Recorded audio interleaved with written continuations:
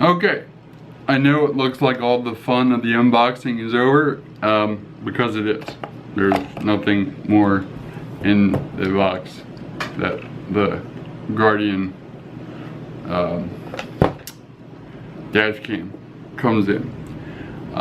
This is more of a review, how to, my first thoughts on it. At the end of this video, there will be an example of the footage during the day and the footage during a rainy night, so you can get an idea of the clarity and how it looks.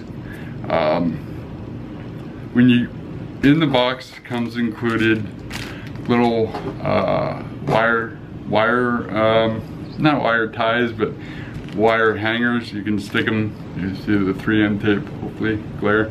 Stick them on the top of your windshield when you run the rather long cord, because this does require constant power. So you have to run a long cord across the top of your windshield, down your A-pillar, and either across your dash and down, or under your dash, under the glove box, something like that. That's up to you. You can, when you go into the menu, which I'll show you in a second on this, you can switch it 180 degrees, so you can have it on either side of the rear view mirror. So if you have an easy pass on one side that's stuck there and you don't want to move it, or you just have a preference, like me, I'm left-handed, so I have it on the left, etc. So that's really nice. As I mentioned, the unit itself does not have much of a battery, so I'll try and show you the menu real quick. But on here you can see there's the SD card slot by my thumb, and then the HDMI out, so you can run, if you have it connected to a power source, you can run it, presumably I haven't tried, right through a TV or monitor. And it also has a power, if I can get that in the light, I think there you can see it. It has a power input for the USB on the unit itself. Now it comes with a base. I got, this base is just bare bones. Now it does, which is a nice thing, it does, hopefully you can see it, it's not focused, it's not gonna focus because this camera does not like me, but it has a USB connector on both sides. So whether you mount it on the left or the right, depending on how you're watching this, of your rear view mirror, you can plug the power into the top of it or the bottom of it. It doesn't matter. So that's a nice little touch. The GPS nodes that you can buy on their website, which I'll link down below, are the same way. They just handle all the GPS data, with such as maps, speed, acceleration, how I think it even measures G-forces, the whole 9 yards. Now, the unit itself, when you mount it, when I found it to be the easiest I found, the way I found it easiest was to slide the mount on.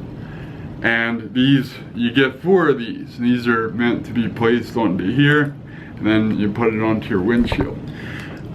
When I did it, and I would recommend doing it this way too.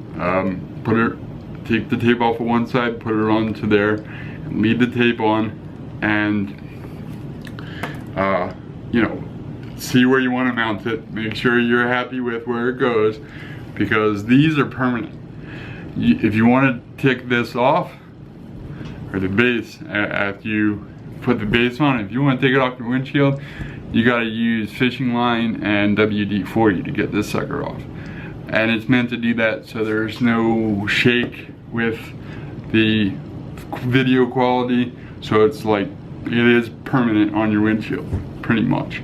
I believe they give you extra ones in the event that you have to replace your windshield, which I've already had to do on my Jeep a couple times, because rocks fly up and smash your windshield. So you have extra little tape, double-sided tape. Again, these are really strong, and once it's on there, it's on there. So make sure when you mount it, you like where it is. Further to that, one thing that I think is a really neat, not addition, but a thoughtful part of this unit is that if I hold onto the base here, imagine me holding onto the bases, it being stuck on a windshield. The camera unit ratchets. So no matter what angle your windshield is, this will properly align to your view, to the front view when you ratchet it. So don't worry too much about that, but like I said, put it on there before you stick it on there. Make sure the angle is good by ratcheting it, you know, to see the viewfinder. You'll see if you have it hooked up to power, which I recommend, so you can see what you're doing. It's just like a GoPro. I'm sure anybody watching this has used a GoPro as a dash cam, and you know it doesn't work that good or that well because it doesn't loop. This loops 5-minute intervals on a 128 gigabit card. It'll last forever and it'll write itself over once it's done. It's really, really nice. So that's the unit itself. Real quick, to get into the menu system, again, I'll try and do this. There's not much of a battery on here, but the power button is on the side, and there's the display. You hit the top button and hold it, and you get into the menu system, and then you scroll through it, just like kind of like a GoPro, honestly, and then hit the middle button to select an item, and then scroll to change, and then hit the middle button to accept the change. To get out of this menu, you just hold and press the top button, and you go back to live view. So that's pretty simple. Now, the one thing that I found to be that I didn't like, the one criticism that I have of this, and again, you can watch the footage at the end. I'm happy with the footage. I'm also happy with the third-party software used to manage your footage. I'll link to that, gentleman. It's free to try, and if you pay 15 bucks, it'll handle as many 5-minute loops, 3-minute loops, however many you got going. It'll handle it all. It's for 15 bucks, and you're really serious about it. Using a dash cam, definitely check this guy's website. He also has YouTube explanations about his software, way better than I could possibly do. The only thing that I was disappointed with, say it turns itself right off, which is good, is the DC adapter or input. It's one of those pistol grip style where, honestly, now they were kind enough to, I did contact them because it didn't work. I put it in and it would power up. There's a little LED indicator there, a little red indicator. It would be powered up. I'd hit a bump and it would just die.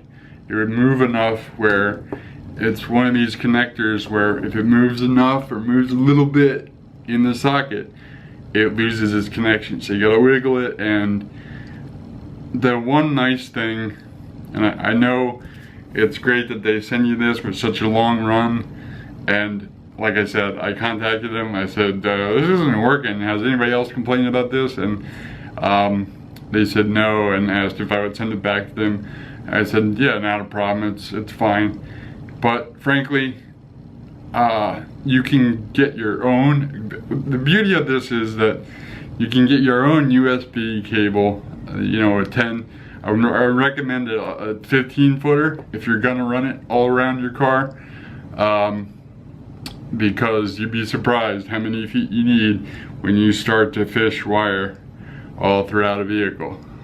If you're watching this and you're a gearhead, you probably already know that, but just fair warning, get yourself at least 10 feet, if not 15 footer. Just get a USB, mini USB cable from Amazon. and use an adapter for your phone. If you have an Android phone or whatever, it doesn't matter, because the end of the cable is a USB. You just get one of those female USB adapters that goes into a cigarette outlet and run it that way. That's how I have both mine run now, because I have to send this back. So that's my only criticism, is that this is just cheap. And honestly, it's a little bit big depending on how much room you have on your dash, or if you have a splitter like I do, how much room you have on your splitter with your other things like your GPS or your phone charger, whatever it may be. This is a pretty big unit. It's bigger than the dash cam itself. So I've rambled on enough. That's my only complaint. I would recommend giving this guy a shot. The customer service has been exceptional from when I was considering buying it, because I don't think you can get this on Amazon or anything like that. I think you have to buy it directly from them. I could be wrong, but when I contacted them and I asked them a ton of questions, they were really patient with me. I've been looking for a dash cam, and this seemed to have everything I wanted in one package, and so far it's living up to that. So like I said, check out the videos for yourself, see what you think. Also, I'll show you how I mounted it, or how it got mounted in both my vehicles, and probably still shots. But hope you enjoyed the review of this and a little bit of a tutorial. Once you get into the menu, it's really going to be hard for me to show you all the menu items. It would turn into I ramble enough as it is, you know that. So this would be an hour video if I went through every one of these things. If you want to see that, smash the thumbs up button, and if I get 1,000 thumbs up on this, I will make the longest video you want on how every menu item on this thing works. How's that sound? If you don't want that, then don't get me up to 1,000 thumbs up. You don't need to thumb it down, but you can do that too. I don't care. Whatever. If you have any questions, you can always leave them down below, and look for the links too. Thanks. See ya.